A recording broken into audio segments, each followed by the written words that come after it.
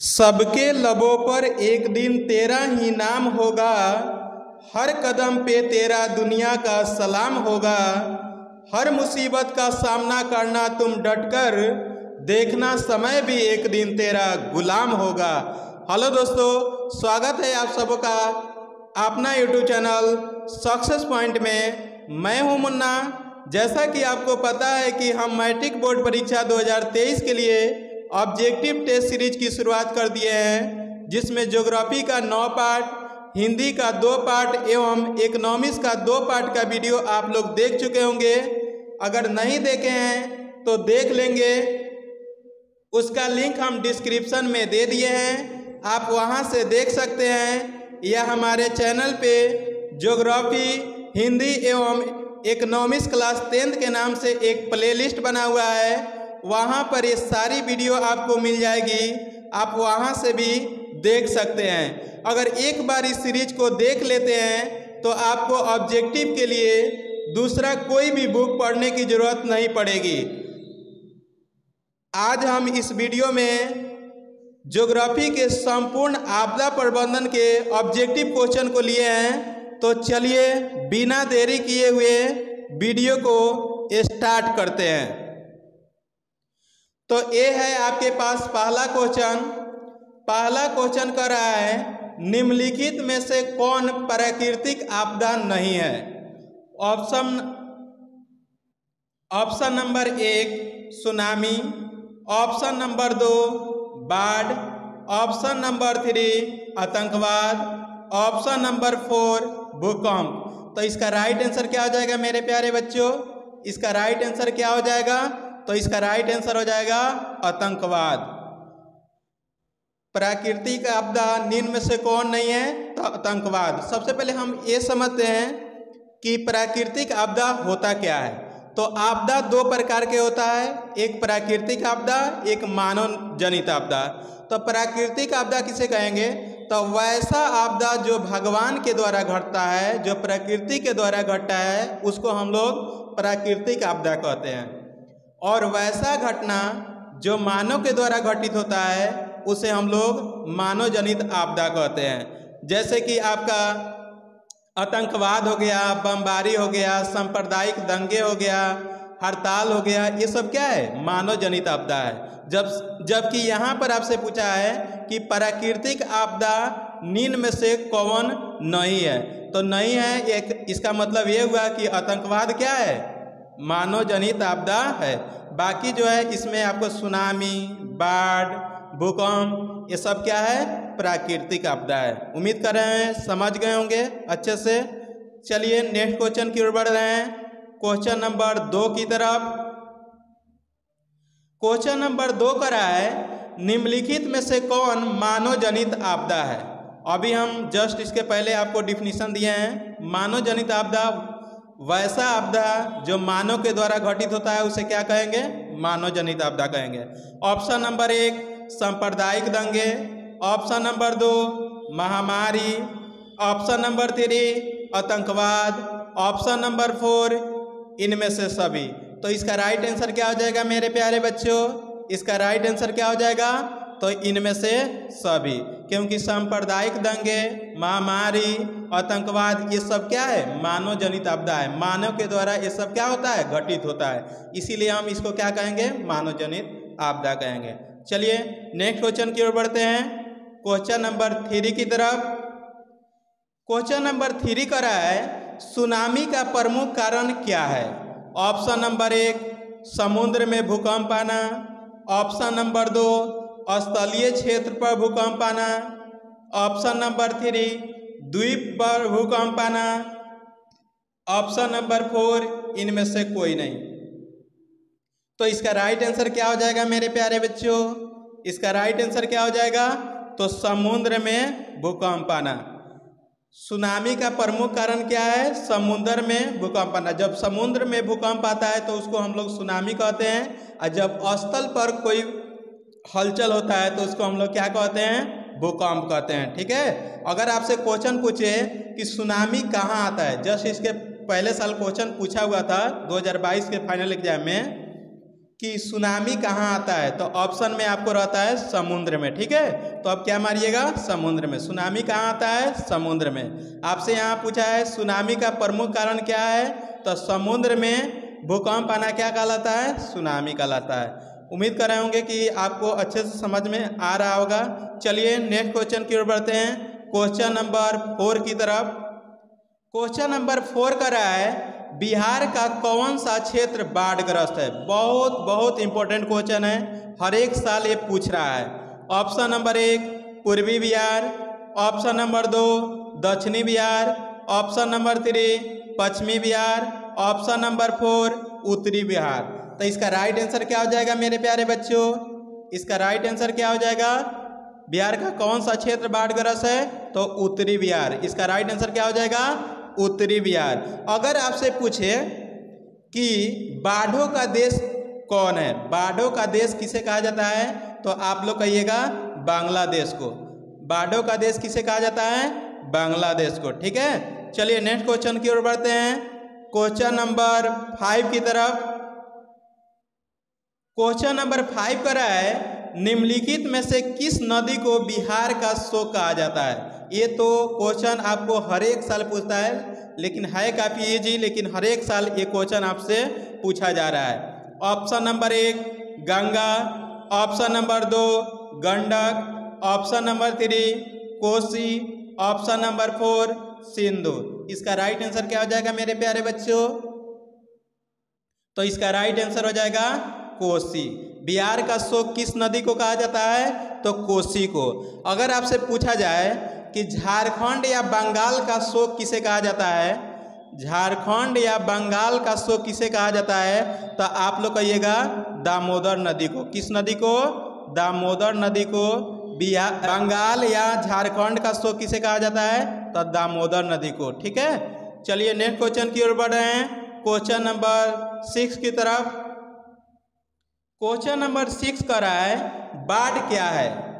Option number 1 प्राकृतिक आपदा, option number 2 मानव जनित आपदा, ऑप्शन नंबर 3 सामान्य आपदा, ऑप्शन नंबर 4 इनमें से कोई नहीं। तो इसका राइट आंसर क्या हो जाएगा मेरे प्यारे बच्चों, तो इसका राइट आंसर क्या हो जाएगा, तो इसका राइट आंसर हो जाएगा प्राकृतिक आपदा। बाढ़ कैसी आपदा है, तो वह प्राकृतिक है। अभी हम डिफिनीशन बताए थे कि वैसी आपदा जो भगवान के द्वारा घटना घटती है उसको हम लोग कौन सी आपदा कहते हैं, प्राकृतिक आपदा कहते हैं। जो मानव के द्वारा घटेगा उसे कौन आपदा कहेंगे, मानव जनित आपदा। तो बाढ़ क्या है, प्राकृतिक आपदा है। ठीक है, चलिए नेक्स्ट क्वेश्चन की ओर बढ़ते हैं, क्वेश्चन नंबर 7 की तरफ।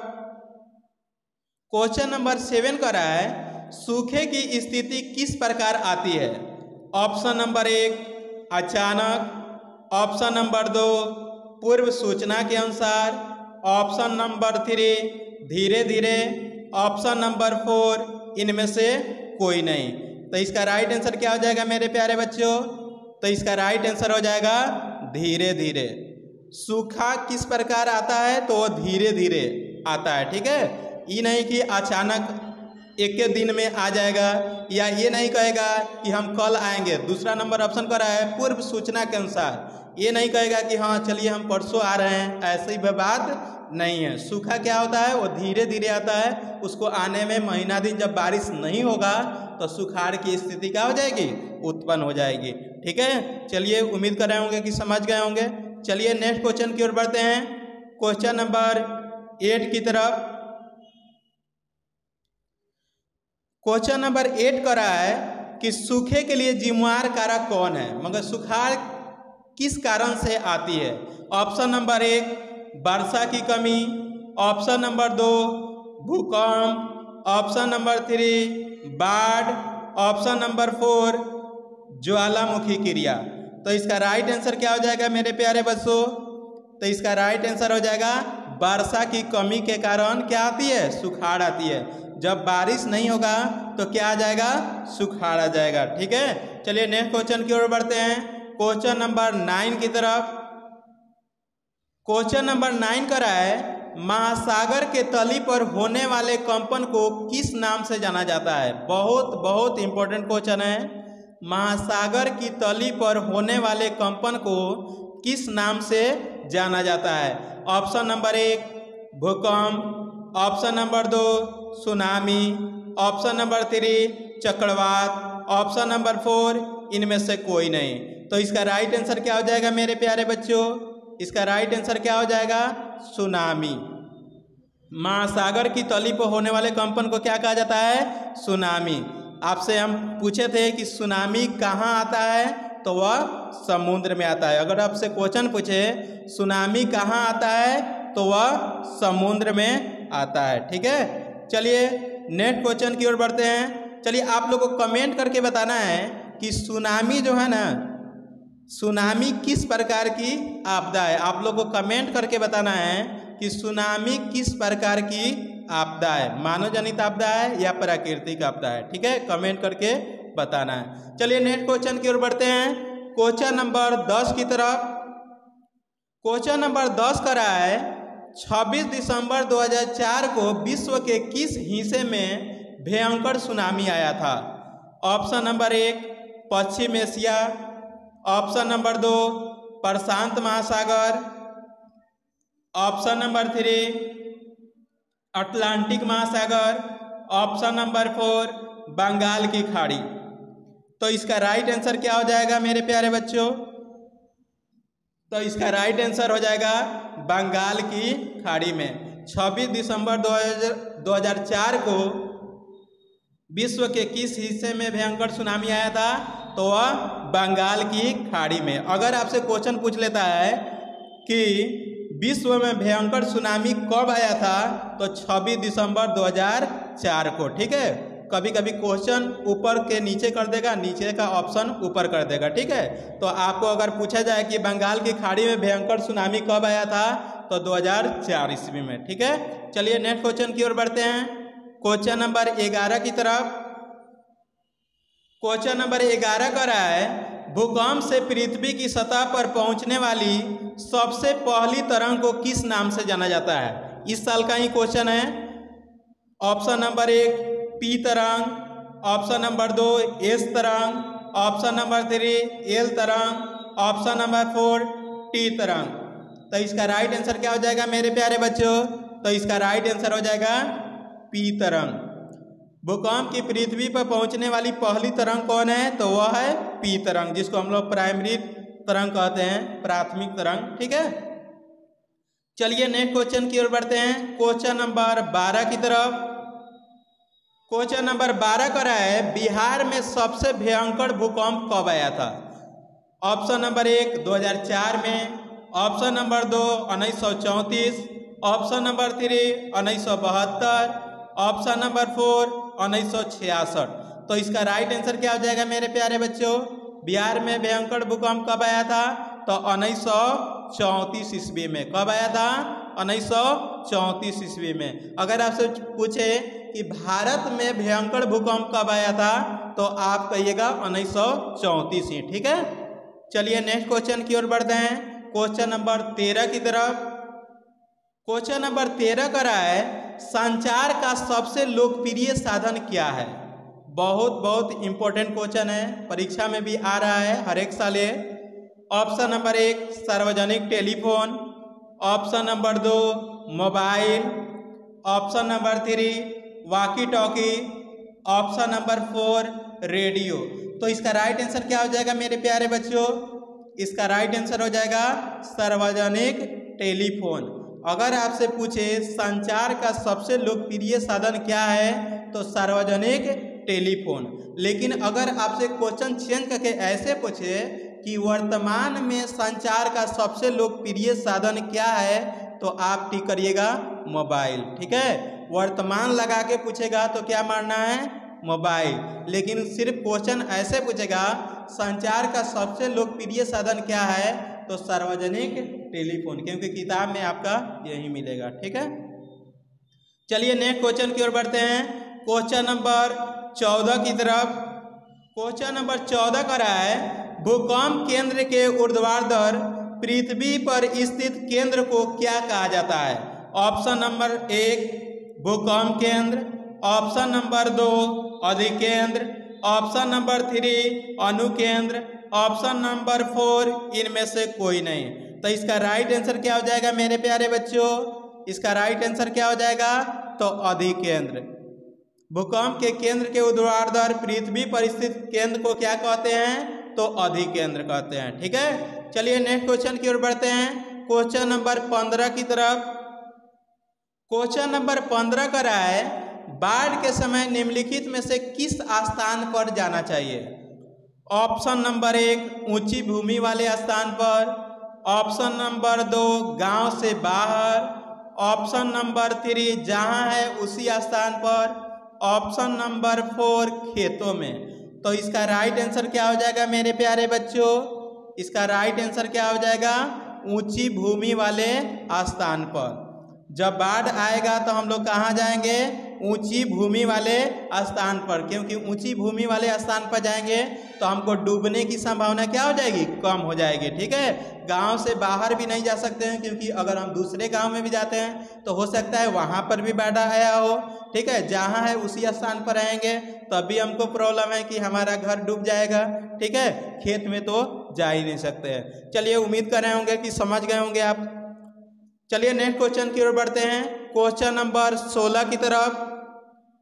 क्वेश्चन नंबर 16 का रहा है, मलबे के नीचे दबे हुए लोगों को पता लगाने के लिए किस यंत्र की मदद ली जाती है? बहुत इंपॉर्टेंट क्वेश्चन है, एक एक क्वेश्चन आपके लिए इंपॉर्टेंट है। ठीक है, खूब गौर से इस सब क्वेश्चन को देखेंगे। ऑप्शन नंबर 1 दूरबीन, option number 2 helicopter, option number 3 infrared camera, option number 4 telescope. तो इसका राइट आंसर क्या हो जाएगा मेरे प्यारे बच्चों? तो इसका राइट आंसर क्या हो जाएगा बच्चों? तो इसका राइट आंसर हो जाएगा इंफ्रारेड कैमरा। जो मलबे के नीचे, मलबे कहने का मतलब ये हुआ जैसे घर अगर गिर जाता है और उसके नीचे जो हम लोग जमीन के नीचे जब दब जाते हैं तो उसका पता किस यंत्र से लगाया जाता है? तो इंफ्रारेड कैमरा के मदद से उसका पता लगाया जाता है। तो वही क्वेश्चन पूछ रहा है कि मलबे के नीचे दबे हुए लोगों का पता किससे लगाया जाता है? तो इंफ्रारेड कैमरा की मदद से। ठीक है, चलिए नेक्स्ट क्वेश्चन की ओर बढ़ते हैं, क्वेश्चन नंबर 17 की तरफ। क्वेश्चन नंबर 17 का रहा है, आग से जलने की स्थिति में जले हुए स्थान पर क्या प्राथमिक उपचार करना चाहिए? ऑप्शन नंबर 1 ठंडा पानी डालना, ऑप्शन नंबर 2 गर्म पानी डालना, ऑप्शन नंबर 3 अस्पताल पहुंचाना, ऑप्शन नंबर 4 इनमें से कोई नहीं। तो इसका राइट आंसर क्या हो जाएगा मेरे प्यारे बच्चों? इसका राइट आंसर क्या हो जाएगा? तो ठंडा पानी डालना। जब जलेगा तो उस स्थान पर हम क्या करेंगे?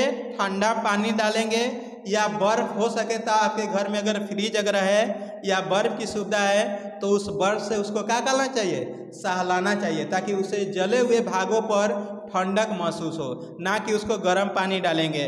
या अस्पताल पहुंचाना वो द्वितीयक उपचार हो गया। प्राथमिक उपचार जो आपके घर में हो उसको हम लोग क्या कहते हैं?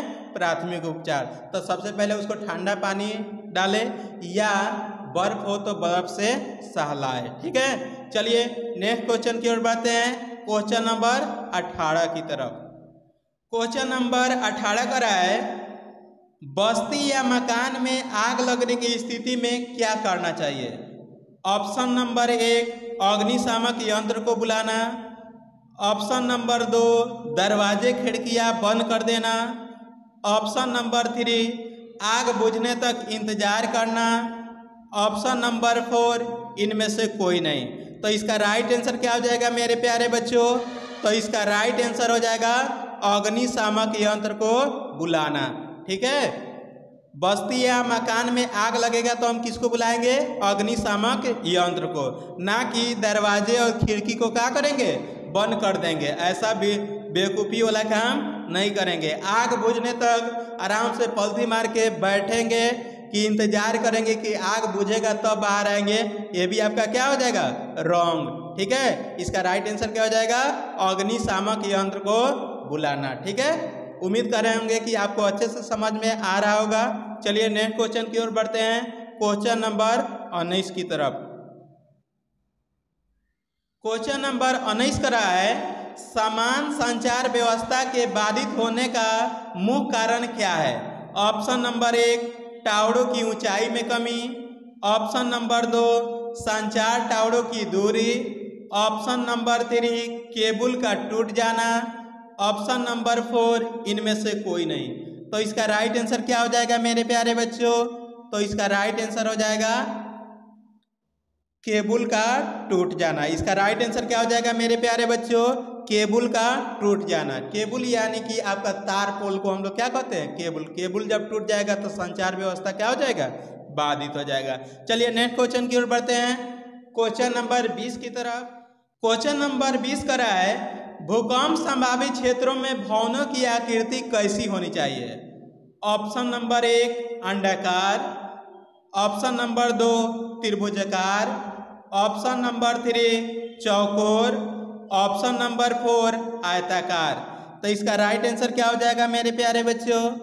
तो इसका राइट आंसर हो जाएगा आयताकार। ये क्वेश्चन भी आपको इसके पिछले साल पूछा हुआ है, ठीक है ना। भूकंप संभावित क्षेत्रों में भवनों की आकृति कैसी होनी चाहिए?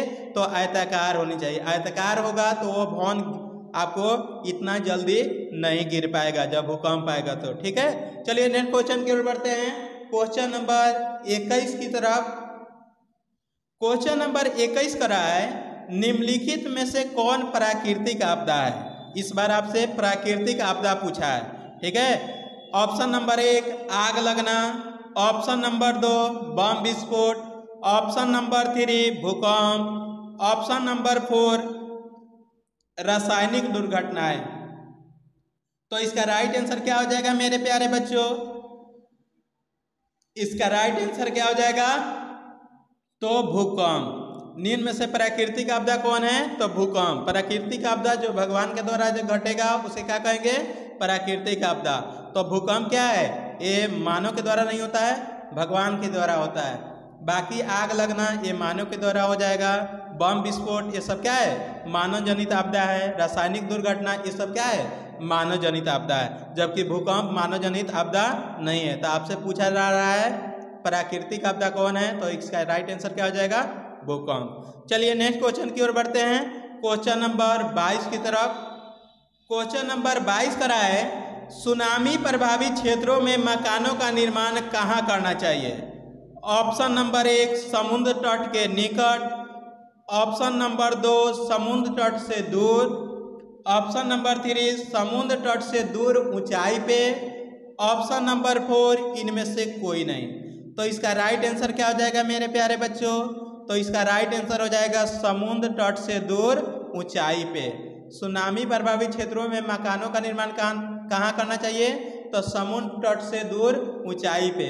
समुद्र से अगर पूछे कि समुद्र से कितनी दूरी पर मकानों का निर्माण करना चाहिए, तो 250 मीटर की कम से कम दूरी आपकी होनी चाहिए। कितना होना चाहिए? 250 मीटर की दूरी। समुद्र से 250 मीटर की दूरी पर अगर अपना मकान बनाते हैं तो सुनामी की संभावना आपकी क्या हो जाती है? कम हो जाती है, ठीक है। चलिए नेक्स्ट क्वेश्चन की ओर बढ़ रहे हैं, क्वेश्चन नंबर 23 की तरफ। क्वेश्चन नंबर 23 का है बाढ़ से सबसे अधिक हानि होती है? ऑप्शन नंबर 1 फसलों को, ऑप्शन नंबर 2 पशुओं को, ऑप्शन नंबर 3 भवनों को, ऑप्शन नंबर 4 इनमें से सभी को। तो इसका राइट आंसर क्या हो जाएगा मेरे प्यारे बच्चों? तो इसका राइट आंसर हो जाएगा इनमें से सभी को। जब बाढ़ आएगा तब फसल भी दह जाता है, पशु को भी परेशानी आती है, भवनों को भी बहुत सारे गिर जाते हैं, दह जाते हैं। तो इसीलिए इसका राइट आंसर क्या हो जाएगा? सभी को, ठीक है। चलिए नेक्स्ट क्वेश्चन की ओर बढ़ते हैं, क्वेश्चन नंबर 24 की तरफ। क्वेश्चन नंबर 24 का है कृषि सुखाड़ होता है जल के अभाव में, ऑप्शन नंबर 2 मिट्टी की नमी के अभाव में, ऑप्शन नंबर 3 मिट्टी के क्षय के कारण, ऑप्शन नंबर 4 मिट्टी की लवणता के कारण। इसका राइट आंसर क्या हो जाएगा मेरे प्यारे बच्चों? तो इसका राइट आंसर हो जाएगा जल के अभाव में। सुखाड़ कैसे आता है? जब बारिश नहीं होगा, पानी नहीं होगा तो क्या आ जाएगा? सुखाड़। तो कृषि सुखाड़ पूछ रहा है तो जल की कमी के कारण क्या आ जाता है? सुखाड़ हो जाता है, जिसके चलते हमारी जो खेत में फसल लगी रहती है वो सब क्या हो जाती है, जल जाती है। चलिए नेक्स्ट क्वेश्चन की ओर बढ़ते हैं, क्वेश्चन नंबर 25 की तरफ। क्वेश्चन नंबर 25 कर रहा है, भारत में भयंकर विनाशकारी चक्रवात कब आया था? Option number 1 1934, option number 2 1966, option number 3 1999, option number 4 2004। तो इसका राइट आंसर क्या हो जाएगा मेरे प्यारे बच्चों? इसका राइट आंसर क्या हो जाएगा? तो इसका राइट आंसर हो जाएगा 1999 में। भारत में भयंकर चक्रवात कब आया था? तो 1999 में। ठीक है। अगर आपसे पूछ ले भारत में भयंकर सुनामी कब आया था? तो 2004 में। कहाँ आया था? बंगाल की खाड़ी में, जो कि हम पहले आपको बता दिए हैं। अगर आपसे पूछे कि भारत में भयंकर सुखाड़ कब आया था, ठीक है, भारत में भयंकर सुखाड़ कब आया था? तो 1966 में। ठीक है। और भारत में भयंकर भूकंप कब आया? भारत में भयंकर भूकंप कब आया था? तो 1934 में। ठीक है। उम्मीद कर रहे होंगे कि सारे ऑप्शन को अच्छे से समझ गए होंगे। चलिए नेक्स्ट क्वेश्चन की ओर बढ़ते हैं, क्वेश्चन नंबर 26 की तरफ। क्वेश्चन नंबर 26 का रहा है, आगे आपको किस सब्जेक्ट का वीडियो चाहिए? ऑप्शन नंबर 1 है Hindi, option number 2 economics, option number 3 civics, option number 4 history. आप लोग को कमेंट करके बताना है कि आगे आपको किस सब्जेक्ट का वीडियो चाहिए, क्योंकि आज आपका ज्योग्राफी पूरा लास्ट हो गया। Geography all subject all chapter हम क्या कर दिए, समाप्त कर दिए। अगर आप पिछले वीडियो नहीं देखे हैं तो सारे वीडियो को देख लीजिए।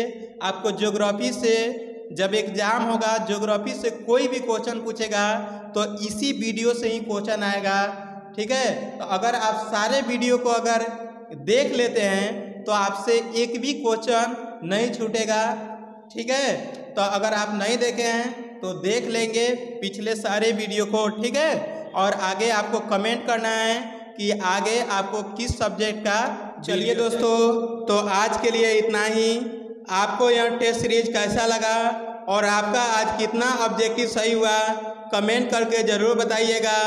अगर आप नए हैं तो इस चैनल को सब्सक्राइब करें और वीडियो को ज़्यादा से ज़्यादा लाइक और अपने दोस्तों के पास शेयर करें। आगे आपको किस सब्जेक्ट का वीडियो चाहिए वो ऑप्शन में हम दिए हुए हैं, आप उसमें से कमेंट करेंगे। जिस सब्जेक्ट के लिए जितना ज़्यादा कमेंट आएगा उसी का वीडियो हम बनाएंगे। तब तक के लिए आप अपना बहुत बहुत ख्याल रखेंगे। धन्यवाद।